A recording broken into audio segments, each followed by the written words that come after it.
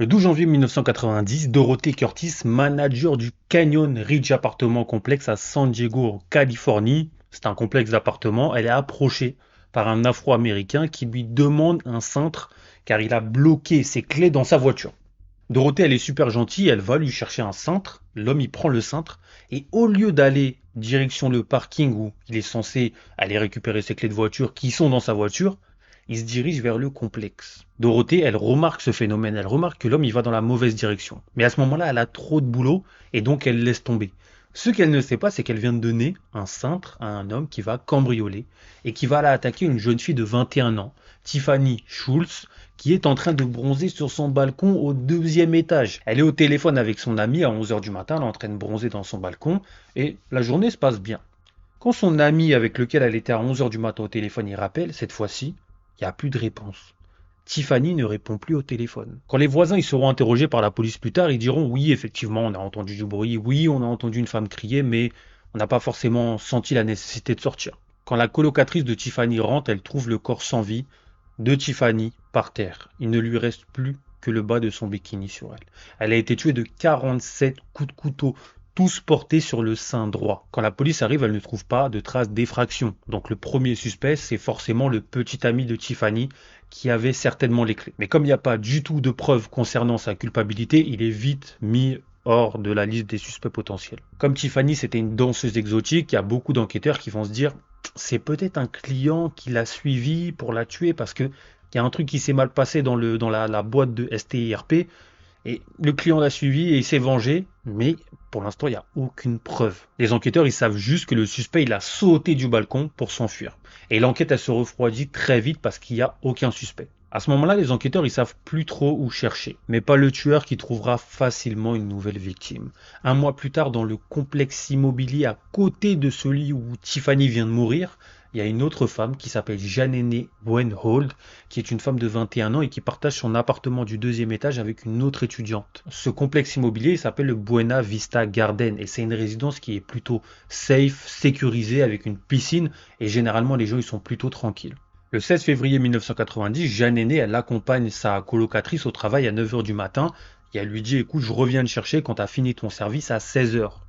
Quand sa colocatrice elle termine le boulot, à 16 heures, il n'y a personne. À 16h30, il n'y a personne. Elle appelle Jeanne Aîné, il n'y a personne qui répond. Là, la colocatrice, elle est un peu énervée, parce qu'elle se dit, non mais attends, elle m'a promis de venir me chercher, etc. Et malheureusement, il n'y a personne. La colocatrice, elle se débrouille donc pour revenir par ses propres moyens, et elle rentre environ à 20 heures chez elle. Qu'est-ce qu'elle trouve sur le sol de son appartement? Le corps sans vie de Jeanne Aîné. Sur le corps de Jeanne Aîné, il ne reste qu'un soutien-gorge et beaucoup de ses habits ont été déchirés.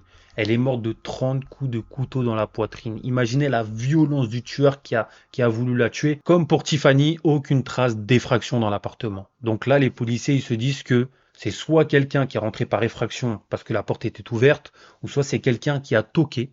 Jeanne Aîné, dans son insouciance, elle a ouvert la porte. L'homme, il l'a bousculé et après, il l'a tué dans l'appartement.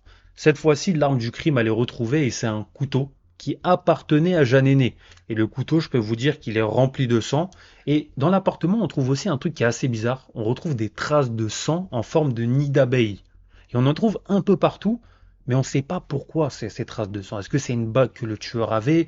Et vous allez voir ce que c'était plus tard. Quand les policiers ils vont interroger les voisins ils vont dire oui, effectivement, on a entendu du bruit vers 11h30, mais on ne sait pas trop. Et on a vu un Afro-Américain qui traînait dans l'escalier, il était assis, et il avait la tête dans les bras comme ça, et il semblait un peu perturbé, mais on n'a pas fait attention. Contrairement à Tiffany, cette fois-ci, Jeanne Aîné, elle a été abusée, et les policiers ils vont récolter la semence et ils vont la stocker dans un frigo en essayant de profiter de la technologie ADN. Il faut savoir que dans les années 90, c'était pas la même technologie d'ADN qu'aujourd'hui. Dans les années 90, c'était encore un balbutiement, un début de technologie qui marchait déjà bien, mais aujourd'hui, voilà, faut laisser un petit cheveu, vous êtes foutu. Et tant mieux d'un côté. Le seul suspect dans cette affaire, c'est l'Afro-Américain qui semblait perturbé et qui était dans les escaliers.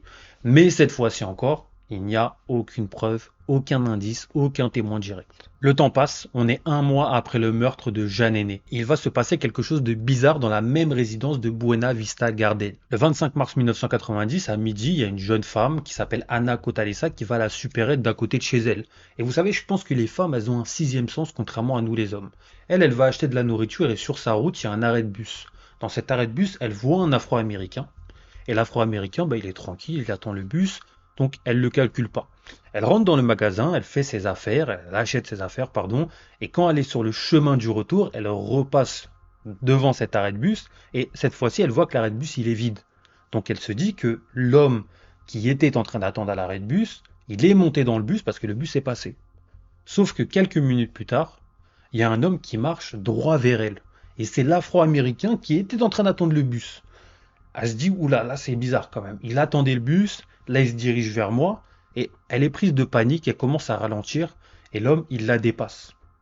Bon, elle se dit tant mieux, jusque-là ça va. Elle rentre chez elle, dans son hall d'immeuble, elle commence à monter et elle-même elle habite au deuxième étage. Je ne sais pas pourquoi toutes les femmes de cette histoire pour l'instant habitent au deuxième étage, mais en tout cas elle habite au deuxième étage.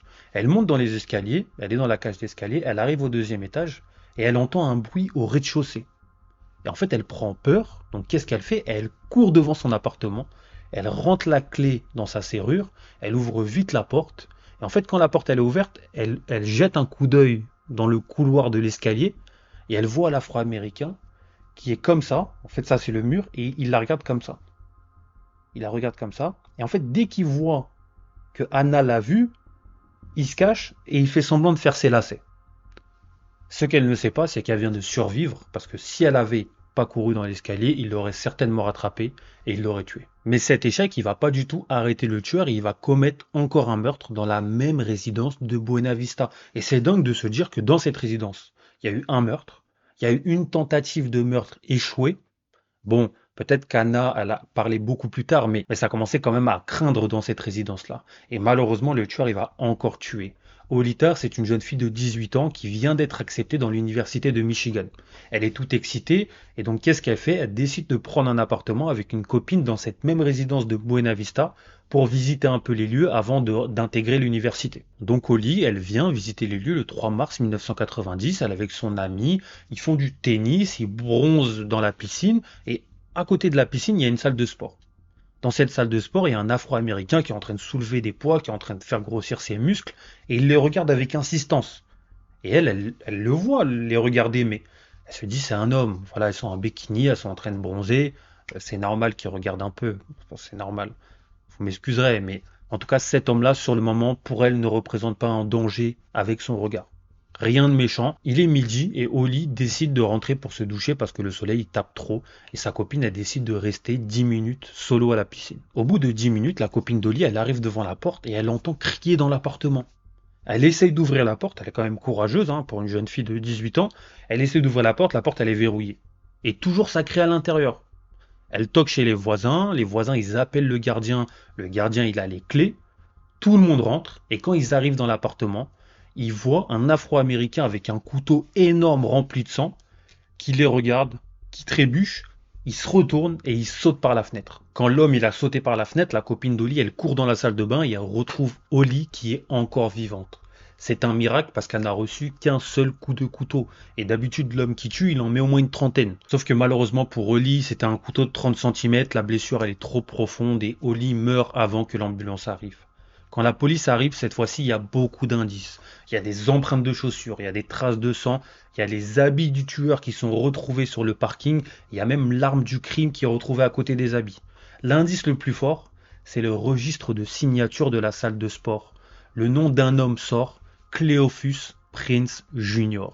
Alors on dirait le nom d'un chanteur, malheureusement ça n'est pas le cas. La police elle va directement interroger Prince, qui est le suspect fondamental dans cette enquête, et il va leur dire, écoutez, oui, j'étais à la salle de sport, oui, j'ai vu Oli et sa copine, mais j'ai fini ma séance et je suis rentré à la maison. Les policiers vont lui dire, mais t'es rentré, t'as une preuve? Non, non, j'ai pas de preuve, j'ai travaillé un peu sur mon ordinateur. T'as une preuve que t'as travaillé sur ton ordinateur? Pas du tout, mais bizarrement, il va pas être inquiété. Voilà. On a potentiellement le suspect numéro 1 de l'enquête, mais les policiers, ils vont pas plus creuser que ça. Et à ce moment-là, ils auraient pu arrêter l'homme qui va continuer à tuer. Et ça, c'est malheureux. Mais à ce moment-là, personne ne sait que c'est lui et les conséquences, elles vont être horribles. 3 meurtres dans 2 résidences qui sont côte à côte. Pour la police, il y a un tueur en série qui est en liberté et ils appellent un profiler du nom de John Douglas qui va faire le portrait du tueur. Et les profilers, c'est essentiel. Profiler, à partir des éléments de l'enquête, ils arrivent à comprendre la vie, le passé, les goûts, Ils arrivent à comprendre énormément de choses sur le tueur et John Douglas, il va émettre un rapport sur le tueur. Le premier élément que John Douglas va dire, c'est que le tueur, soit il vit dans la résidence, soit il vit à côté. Et il la connaît très bien cette résidence puisque le tueur ose tuer des jeunes femmes à midi, en plein soleil, en pleine journée. Généralement, les tueurs, c'est la nuit. Le deuxième élément, c'est que le premier meurtre, celui de Tiffany, il a dû se passer après un moment difficile vécu par le tueur. Et le tueur, il avait certainement le désir de punir une femme, de punir Tiffany, et il est tombé sur elle. Et le fait de lui avoir mis énormément de coups de couteau, c'était pour combler son désir de revanche vis-à-vis d'une femme. J'ai oublié de vous dire un truc, c'est que le tueur, il volait énormément de bijoux, de bagues aux femmes qu'il assassinait.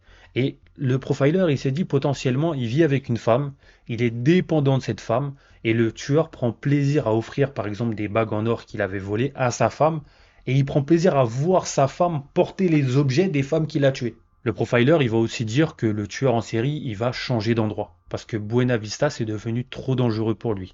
La dernière fois, il a failli se faire avoir, il a dû sauter par la fenêtre. À partir de ce moment-là, les policiers, ils l'appelleront le Buena Vista Killer. Et il n'a pas fini de tuer. Le 2 mai, le tueur rentre dans une maison près de la plage, une beach house, et il essaye de tuer une autre femme.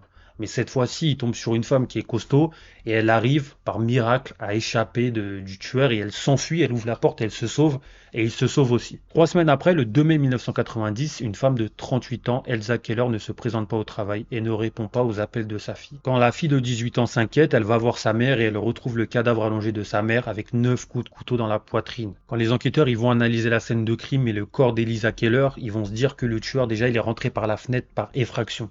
Elisa Keller, elle a tenté de se défendre. C'est-à-dire qu'ils ont retrouvé des coups de couteau sur ses avant-bras. Donc elle s'est mise comme ça.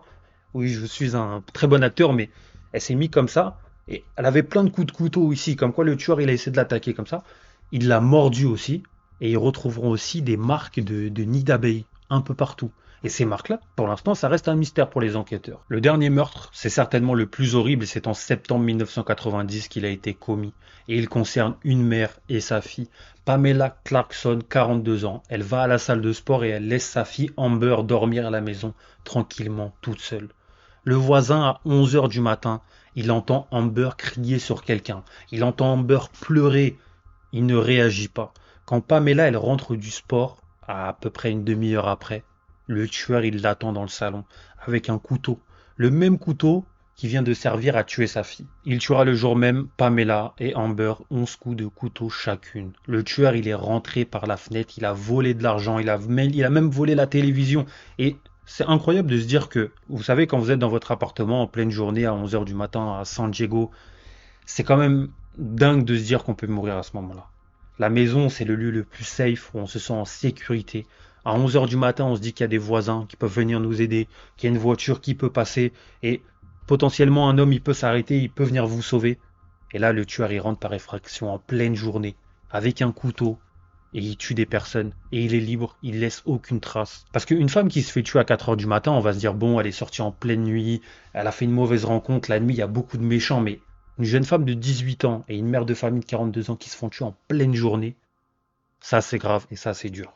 Ça c'est vraiment dur. Cette fois-ci pour les policiers c'est trop. Il y a 30 agents qui sont mis uniquement sur cette affaire parce que San Diego et ses complexes immobiliers, ça commence à devenir vraiment la crise. Les gens ils ont peur, les gens ils se barricadent, les gens ils veulent déménager. Il y a même un téléphone qui est mis en place spécialement pour cette affaire et ce téléphone il sonne, il reçoit 400 appels par jour de personnes qui pensent reconnaître le tueur, de voitures qui roulent pas assez vite, de bruits qu'ils entendent, 400 appels par jour. Pour le tueur, pour l'instant, sa vie, elle est plutôt tranquille. Et il va même raconter ses exploits à ses amis en disant oui, je suis sorti avec une mère de famille, elle est partie à la salle, la fille de 18 ans m'a sauté dessus, elle m'a emmené dans la chambre, elle m'a fait plein de trucs, elle m'a fait des bisous, quand la mère allait rentrer, elle n'était pas contente, mais elle m'a donné une bague en or, parce qu'elle m'aimait trop. Il raconte les détails de ses tueries en remixant totalement l'histoire à ses amis, et en se faisant passer pour un homme qui plaît aux femmes, un mec musclé, etc. C'est totalement dégueulasse, mais en tout cas c'est ce que le tueur faisait. Le tueur c'est aussi quelqu'un qui va faire beaucoup de cambriolages sans tuer les gens, et il avait un complice de 16 ans, qui dira plus tard à la police que le tueur, il s'arrêtait souvent dans la cuisine Et il prenait des couteaux comme ça, il regardait les couteaux, il admirait les couteaux pendant quelques minutes. Et le tueur, il portait des chaussettes assez bizarres, tout le temps la même paire, pour ne pas laisser d'empreintes. À ce moment-là, c'est la panique dans la ville, il y a eu beaucoup de cambriolages, il y a eu beaucoup de meurtres, et la hotline va servir à quelque chose. Ils vont recevoir un appel de plusieurs personnes qui vont dire, on a vu une voiture ancienne, une marque assez précise de 1982, avec une couleur gris bleuâtre qui traînait près des lieux qui ont été cambriolés. Et très vite, la voiture elle va être retrouvée le 4 février 1991. Le conducteur de la voiture, il est assis à côté de la route, il est posé contre sa voiture comme ça, et le policier, il va venir l'arrêter. Il va lui poser des questions, il va lui dire pourquoi tu es là, qu'est-ce que tu fais ici, pourquoi tu es garé là, Euh, tu es qui? Et l'homme, il va commencer à bégayer. Et l'homme, c'est Cléophus Prince Junior. C'est le même homme qui était dans la salle de sport quand Holly a été tuée, cette femme de 18 ans. L'homme, il va pas savoir répondre au policier. Il va être trop confus dans ses réponses. Je sais pas ce que je fais là. Le policier, devant le bégaiement de Cléophus, il va quand même prendre ses empreintes et son ADN. Il va faire 2 prélèvements et il va laisser Cléophus tranquille repartir. 3 semaines plus tard, surprise générale, les résultats tombent et l'ADN de Cléophus match avec la semence retrouvée dans le corps de Jeanne Aîné. Il y a un mandat d'arrêt qui est établi pour retrouver Cléophus Junior. Et les policiers y foncent à la dernière adresse connue de Cléophus, mais il est parti depuis très longtemps. Et même en fouillant sa maison, il aura quand même laissé des affaires appartenant aux femmes qu'il a tuées. Cléophus, de son côté, ça fait 3 semaines qu'il s'est envolé pour l'Alabama, et plus précisément à Birmingham. Il reste tranquille, il reste serein, et ça fait 3 semaines qu'il est arrivé, donc il n'est pas trop inquiété. 3 semaines après être arrivé, il va être attrapé par la police parce qu'il est en train de voler dans une caisse, dans une boîte de STIRP. Les policiers, ils le grondent, ils lui mettent une amende, mais comme il est inconnu dans ce nouvel état, les policiers le relâchent. Mais quelques heures plus tard, la police apprend que cet homme qu'ils viennent d'arrêter et qu'ils viennent de relâcher, il est recherché dans l'État de Californie. Et Cléophus, il est réarrêté le jour même par la police. Il est transféré à San Diego. Et il ne le sait pas encore, mais les enquêteurs, ils ont bossé comme des malades. Il y a un dossier complet de preuves accablantes qui l'attend. Et les enquêteurs, ils savent tout sur lui, sa date de naissance, ses fréquentations, le nombre de cambriolages qu'il a fait, pourquoi il y a eu des traces de nids d'abeilles quand il tuait les gens. C'est parce que quand ils ont été chez lui, ils ont retrouvé des chaussettes. Sur ces chaussettes-là, il y avait des motifs de nids d'abeilles. Et c'était tout le temps les mêmes chaussettes qu'il utilisait. C'est pour ça qu'il y avait ces traces-là. Le 13 juillet 1993, Cléophus comparaît devant le juge. Il est condamné à la peine de mort pour le meurtre de 6 femmes et pour le cambriolage d'une vingtaine de maisons. Vous savez, aujourd'hui, j'ai 30 ans et Cléophus, il est toujours en vie, il est toujours en prison et il n'a pas été encore condamné. Il attend toujours son tour et déjà en 1993, ça avait fait un scandale. Quand on lui avait donné son numéro de condamné à mort, les gens ils s'étaient dit mais tuez-le tout de suite en fait, pourquoi vous le gardez? Il va mourir de toute façon. Il va pas mourir tout de suite. Alors que la famille des victimes, elle voulait qu'il se fasse tuer et elle voulait passer à autre chose. Malheureusement ou heureusement, ça dépend des points de vue, il est toujours en prison et il n'est pas prêt de mourir. Merci d'être arrivé jusqu'ici. C'est très dur pour moi de filmer. Encore plus pour parler devant une caméra, franchement, c'est très dur de parler à un objet, vous vous rendez pas compte. Parce qu'un objet, ça vit pas. Il n'y a pas d'émotion, il n'y a pas de réponse, c'est pas vivant. Si tu as aimé cette vidéo, n'hésite pas à regarder la vidéo sur le tueur en série de Long Island, une histoire longue et complexe impliquant la mort de plus de 16 personnes.